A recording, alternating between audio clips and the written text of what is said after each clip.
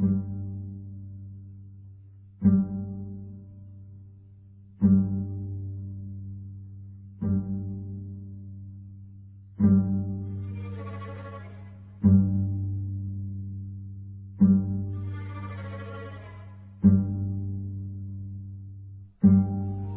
upon a time, there was a little girl.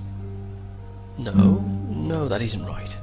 You see, it wasn't just any time, and this wasn't just any little girl. This story is about Emmeline, and it all happened a long time ago in a town that doesn't exist. At least, not anymore. Emmeline was 3, the only child of a curator and a soprano. She had everything a child could want, but there was one problem. Emmeline had been forgotten by absolutely everyone. Mummy and Daddy were always preoccupied with the business of the day. The servants complained that she was underfoot. Even the postman, who brought letters that often made Daddy frown, never brought any letters for little Emmeline. There were no hugs, no bedtime stories, only a growing mountain of cold, lifeless toys who could not scare away closet monsters or admire her drawings, or more importantly, love her back. Emmeline tried her best to be a good little girl. Then she tried very hard to be a not-so-good little girl. Either way, no one was paying attention. There was nothing she could do. One night, Emmeline peeked out of her bedroom window and saw a beautiful star. It twinkled and glowed so brilliantly that Emmeline wondered if it was even a star at all, and not an angel who was up past his bedtime.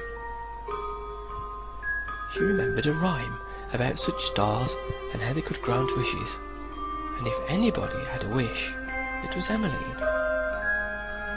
Emmeline closed her eyes and wished with all her might. She wished for a friend who could play with her and help her reach tall things, and protect her from the creatures in the shadows and never, ever, ever leave. Stars don't grant wishes for everyone, mind you, but few children have ever wished for anything so dearly as little Emmeline. "Please," she begged, "please." And at the exact stroke of midnight, or perhaps a few seconds before, depending upon the clock, Emmeline's wish came true. Oh, he was a delightful friend.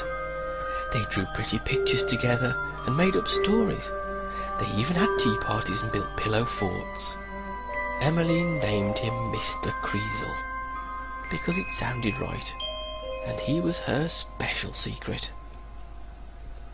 Mr. Creasle was great fun for a while, but after a time it seemed there was something missing. He was certainly the best friend she'd ever had, but only because she'd wanted him to be. He did everything she asked, but nothing more. He couldn't even love her on his own. This thought made Emmeline very sad. Then came the sound of cheering from the parlour, and soon after, the news. "Oh, isn't it wonderful, Emmeline?" said one of the maids, who never usually said anything to her. "Your mother is going to have a baby. You'll have a baby sister one day. Won't that be nice?" With that, the maid was gone as quickly as she'd come.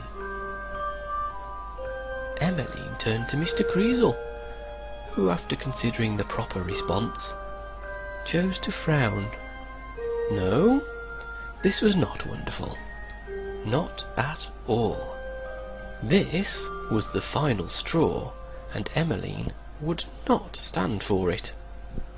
With her fists clenched at her sides, and her face scarlet with rage, she opened her mouth and screamed. How dare they replace her with a new child? How dare they love another little girl?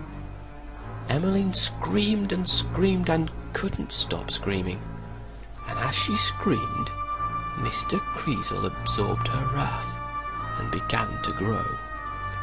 The more Emmeline screamed, the bigger and uglier he became, until he outgrew the entire house. With a terrifying roar, Mr. Creasle carried out the revenge Emmeline wanted more than ever. Crack! Went the rest of the house, and everyone inside it. Crash! Went the neighbourhood, whose children never asked to play with Emmeline. On Mr. Creasle stormed, tearing to pieces everyone and everything who'd ever failed his creator. The ice cream truck that never stopped for her, the reverend who chuckled at her prayers, even the postman, all met a swift and terrible demise. Just as Mr. Creasle was running out of things to crush and smash, Emmeline at last stopped screaming. Exhausted and heartbroken, she sat upon what was left of her bedroom floor and cried. Oh, why hadn't anyone loved her? Why did Mummy and Daddy want a new daughter when Emmeline would have done anything, for a simple hug, a kiss on the forehead, even a good scolding? But everyone was gone. Who would love her now? Lighting up the night sky was the very star upon which he'd wished not so very long ago. With a heavy heart, Emmeline looked upon it and made one more request. She closed her eyes and wished with all her might. And at the exact stroke of midnight, or perhaps a few seconds before, Emmeline's wish came true. Like a ghostly light, she began to fade, until there was nothing left. Neither she nor Mr. Creasle were ever seen again. Sometimes, on a dark night, when the stars are bright, if you're very still and very quiet, you can almost hear a tiny voice.